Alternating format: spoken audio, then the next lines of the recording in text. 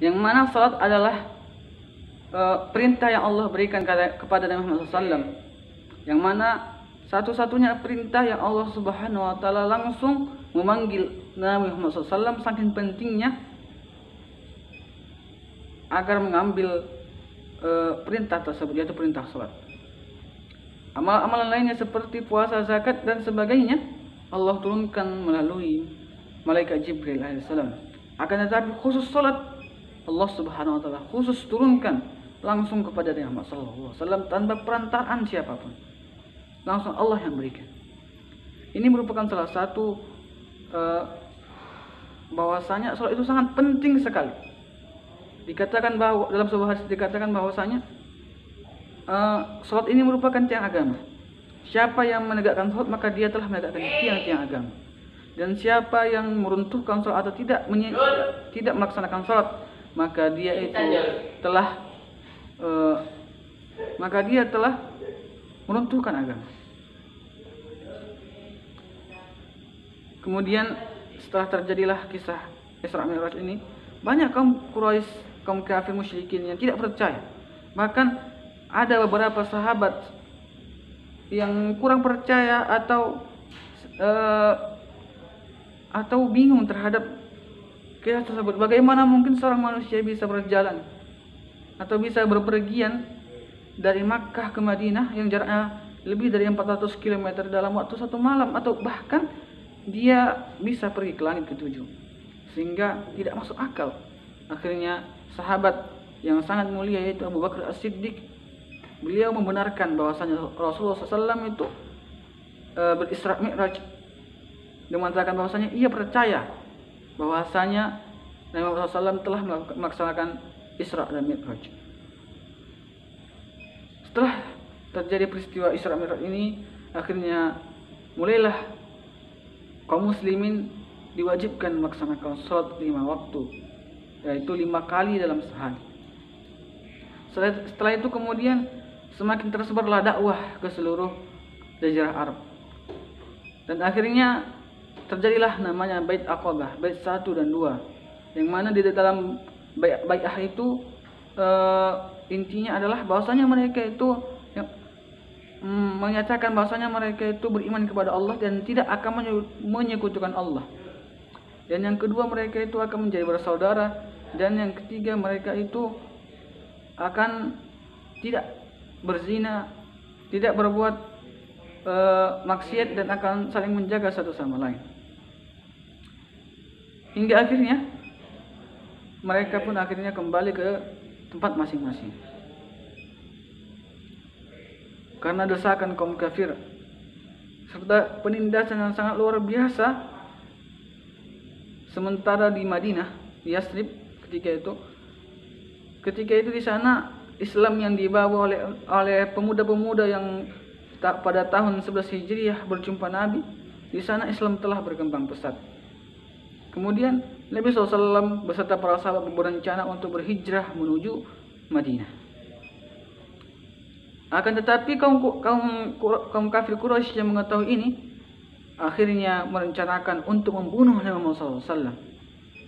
Akhirnya mereka pun mengutus orang-orang terkuat di antara mereka untuk membunuh Nabi Muhammad SAW. Dan atas kuasa Allah Subhanahu Wa Taala, Nabi Muhammad SAW pun akhirnya lolos dari pembunuhan tersebut. Allah Subhanahu Wa Taala menyelamatkan Nabi Muhammad SAW dan Abu Bakar As-Siddiq sehingga mereka bisa pergi berhijrah. Akan tetapi dalam perjalanannya diketahui bahwasanya Nabi Muhammad SAW itu tidak lagi di rumah. Akhirnya para petinggi kaum Quraisy pun mengadakan satu sayembara bahwa barang siapa yang dapat mendatangkan Nabi Muhammad, maka dia akan diberikan 100 ekor unta. Maka Suraikah akhirnya dia itu tergiur dan mengejar Nabi Muhammad SAW. Akan tetapi saat Suraqah bin Malik itu telah berjumpa dengan Nabi Muhammad SAW, tinggal satu busur lagi, ternyata kuda yang ia pacu masuk ke dalam tanah. Kemudian ia mencoba bangkit, ternyata kuda yang tidak bisa. Akhirnya disitulah dia mengatakan keimanannya kepada Allah Subhanahu Wa Taala. Dan Nabi Muhammad SAW menjanjikan kepada beliau bahwasanya beliau nanti akan mendapatkan mahkotanya Raja Persia, dan akan menjadi orang yang kaya. Dan ternyata di kemudian hari kelak, apa yang Rasul katakan itu ternyata betul-betul terjadi kepada beliau. Dan akhirnya saat itu, karena beliau masih dalam pengajaran kaum Quraisy, akhirnya beliau dan Abu Bakar bersembunyi dalam sebuah gua yang bernama Gua Sur. Di gua itulah beliau selama 3 hari 3 malam bersama Abu Bakar As-Siddiq, dalam rangka bersembunyi menghindari kejaran kaum kafir. Setelah itu beliau pun melanjutkan perjalanan beliau, sehingga sampailah beliau dan bertemu dengan sahabat-sahabat lainnya di suatu daerah bernama Kuba. Di sana mereka tinggal selama 4 hari, dan di sana mereka mendirikan suatu masjid pertama yang dibangun, yaitu masjid yang dibangun dengan takwa, yaitu Masjid Kuba. Di Masjid Kuba inilah akhirnya mereka melaksanakan sholat pertama kali di Madinah. Akhirnya setelah 4 hari berselang, akhirnya Rasulullah SAW beserta para rombongan pun melanjutkan perjalanan mereka menuju ke Madinah. Tepat pada hari Jumat pada tanggal 12 Rabiul Awal pada tahun ke-14 Nabiyan. Baginda Nabi Muhammad SAW ketika melanjutkan perjalanan itu telah masuk waktu Jumat. Akhirnya beliau dan para sahabat pun sholat Jumat secara berjamaah di suatu lembah. Setelah selesai melaksanakan sholat, mereka pun bergegas menuju Madinah. Sesampainya di Madinah, Rasulullah SAW beserta para sahabat yang ikut bersama beliau, yaitu para muhajirin, disambut dengan gembira oleh para penduduk Makkah dengan salawat yang kita kenal dengan salawat. Tala'al badru alaina min saniyatil wada wajaba syukru alaina ma da'a lillahi da. Begitulah seterusnya. Saking mereka itu sukacitanya menyambut kedatangan Rasulullah SAW, kita tahu bahasanya mereka ini adalah orang-orang yang tidak terlalu kaya, akan tetapi mereka rela memberikan hartanya kepada para muhajirin. Bahkan dikisahkan dalam Quran, walau kana bihim khasasah, walaupun mereka membutuhkannya, akan tetapi mereka lebih mementingkan saudara-saudara mereka dari muhajirin dibandingkan mereka sendiri. Kemudian Rasulullah SAW pun memilih rumah Abu Ayyub Al-Ansari menjadi tempat beliau yang beliau tinggali. Dan Rasulullah SAW pun mempersatukan kaum muslimin, yaitu kaum muhajirin dan ansar. Dan yang dahulunya kaum ansar itu terdiri dari 2 kaum yang besar, yaitu Aus dan Kharaj. Dan Rasul pun menyatukan mereka dalam milah Islam, sehingga mereka itu melupakan masa lalunya yang penuh dengan peperangan saudara. Begitu pula dengan Yahudi yang berada di sana. Rasulullah SAW pun menggandeng mereka dan membuat kesepakatan dengan mereka agar supaya mereka menjaga Madinah dengan baik, dan mereka pun akan dilindungi sebagaimana terlindunginya orang-orang beriman, dengan syarat mereka membayar jizyah kepada Nabi Muhammad SAW. Dan Rasulullah SAW pun membangun Masjid Nabawi di tempat itu, tepat di tapak kaki unta beliau yang beliau tempatkan di daerah tersebut. Setelah itu dakwah pun akhirnya berkembang pesat. Rasulullah SAW pun mengirimkan utusan beliau kepada para raja-raja. Beliau utus utusan beliau kepada Raja Persia. Beliau utus kepada Raja Romawi, yaitu Heraklius, sehingga Islam pun tersebar di mana-mana. Akan tetapi begitu pula dengan kaum Quraisy, mereka semakin dengki dan semakin tidak senang dengan keberadaan Nabi Muhammad SAW. Kemudian mereka pun akhirnya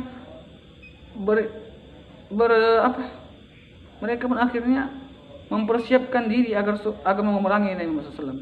Dan akhirnya terjadilah suatu perang pertama kali antara umat Islam dengan kaum Quraisy, yaitu kaum kafir Quraisy, yaitu perang Badar yang mana perang ini pun dimenangkan oleh kaum muslimin atas pertolongan Allah Subhanahu wa taala.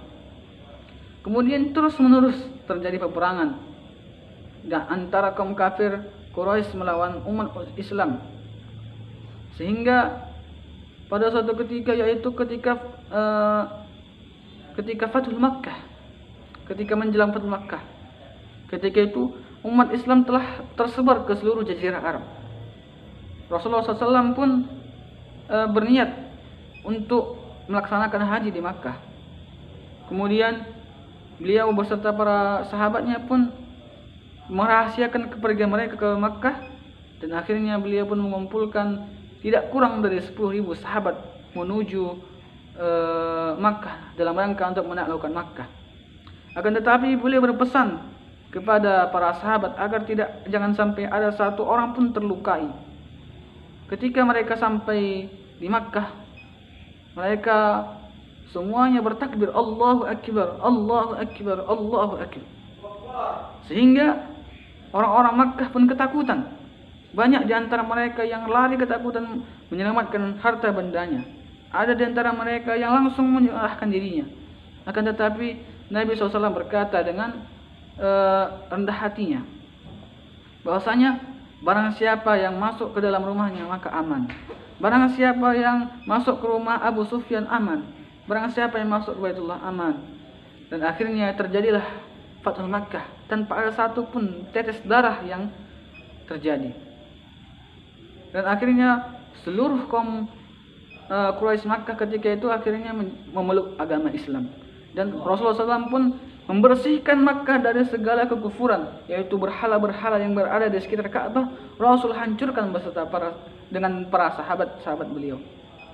Sejak saat itu, alhamdulillah, Allah Subhanahu wa taala telah menguatkan Islam sehingga Islam itu telah tersebar ke berbagai penjuru jazirah Arab, bahkan telah sampai ke negeri-negeri Persia, negeri-negeri Romawi, dan telah sampai ke daerah-daerah Afrika dan Mesopotamia.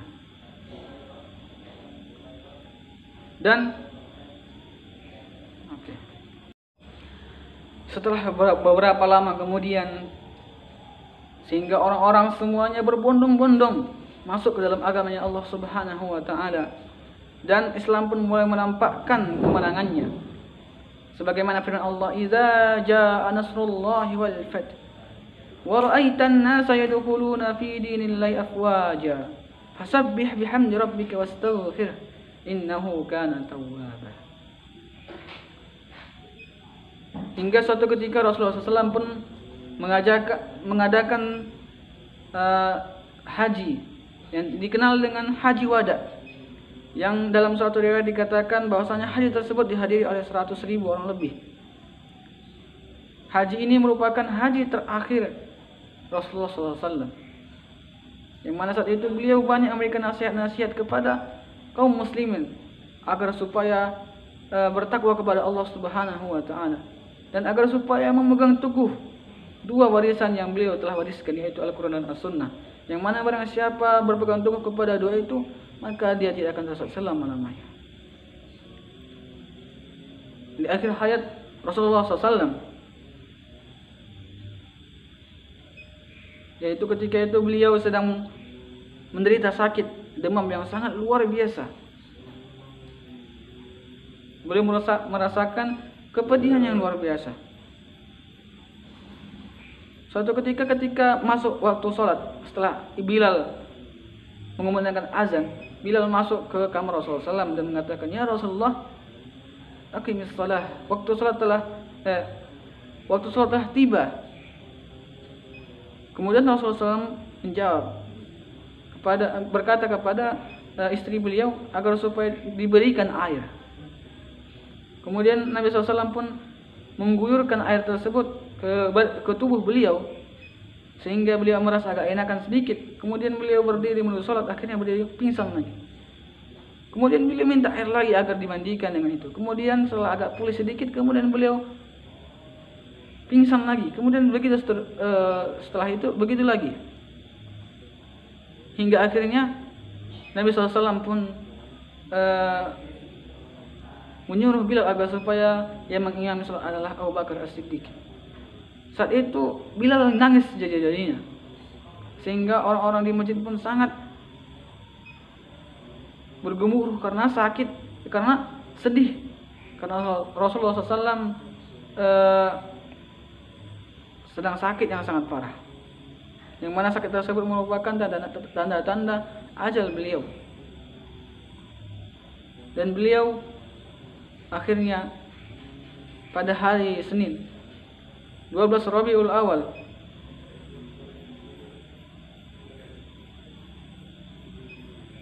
pada waktu duha, beliau pun akhirnya mengembuskan nafas terakhir beliau. Sebelum mengembuskan nafas terakhir, beliau SAW masih saja mengingati umatnya. Ketika di akhir hayat beliau tidak ingat, tidak pernah lupa untuk mengingat umatnya. Di akhir hayat beliau katakan, bukan mana istriku, mana anakku, bukan. Akan tetapi yang beliau katakan adalah ummati, ummati, ummati.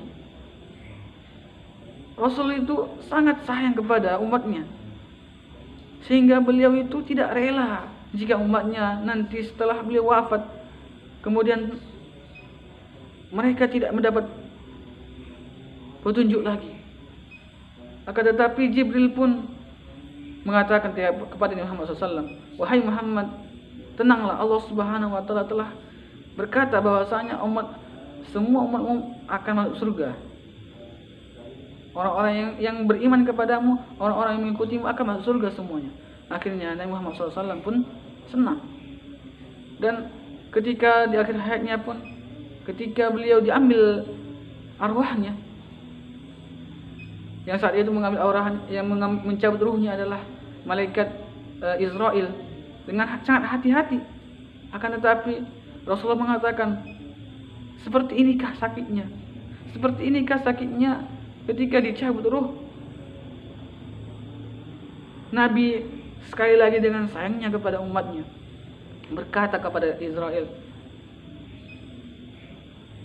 sekiranya inilah sakitnya menghadapi sakaratul maut, aku rela jika seluruh kepedihan sakaratul maut umatku diberikan kepadaku, agar umatku tidak merasakannya.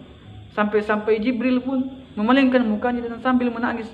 Rasul berkata, wahai Jibril, apakah engkau jijik melihat aku? Wahai Rasulullah, bukan aku jijik kepadamu, akan tetapi siapa yang tahan melihat muka Rasulullah SAW yang sangat mulia ini sedang menahan betapa sakitnya, betapa pedihnya sakaratul maut. Dan akhirnya setelah Allah Subhanahu wa Ta'ala sempurnakan agama ini, sebagaimana dalam firman-Nya, al-yawma akmaltu lakum dinakum wa atmamtu 'alaikum ni'mati wa raditu lakum al-islam dinan. Allah telah sempurnakan agama ini, dan Allah Subhanahu wa Ta'ala telah memanggil manusia yang terbaik di alam semesta ini sepanjang masa, yaitu Nabi Muhammad sallallahu alaihi wasallam, yang mana saat ini kita telah memperingati perjuangan-perjuangan beliau, dan kita sebagai umatnya haruslah dan wajiblah kita mengikuti tauladan-tauladan yang beliau berikan. Karena sesungguhnya laqad kana fi Rasulillahi uswatun hasanah, bahwasanya sungguh pasti telah ada dalam diri Rasulullah itu adalah uswah, contoh yang wajib kita tiru. Karena dikatakan bahwasanya Rasulullah itu adalah Quran yang berjalan. Beliau itu merupakan akhlaknya adalah akhlak Al-Quran, manusia yang paling sempurna. Siapa yang mengikuti beliau, maka orang-orang yang mengikuti beliau itu akan bahagia di dunia, terlebih-lebih lagi nanti di akhirat. Ikhwani fillah rahimani wa rahimakumullah. Intinya, jangan kita pernah lupa atas perjuangan Rasulullah SAW ini, yang mana beliau telah mengorbankan waktu, tenaga, bahkan nyawa beliau untuk kita dalam rangka mendakwahkan ajaran agama Islam ini ke seluruh seluruh penjuru dunia. Sebagaimana firman Allah, "Wa ma arsalnaka illa rahmatan lil alamin." Semoga kita hamba-hamba, semoga kita umat-umat beliau bisa meniru dan menteladani beliau. Dan semoga kita yang belum mendapatkan hidayah, Allah berikan hidayah. Dan kepada saudara-saudara kita yang telah meninggal, Allah Subhanahu wa taala berikan ampunan dan berikan jannah kepada mereka. Amin amin ya rabbal alamin. Unzur ma qala wa la tanzur man qala. Lihatlah apa yang dikatakan dan jangan siapa yang mengatakan. Banyak salah yang saya katakan karena saya adalah makhluk yang dhaif, yang penuh dengan kekhilafan serta kelupaan. Yang benar dari Allah Subhanahu wa taala dan yang salah berasal dari kebodohan serta kesalahan dan kekhilafan saya sendiri. Ila liqa' ma'as salamah. Wassalamualaikum warahmatullahi wabarakatuh.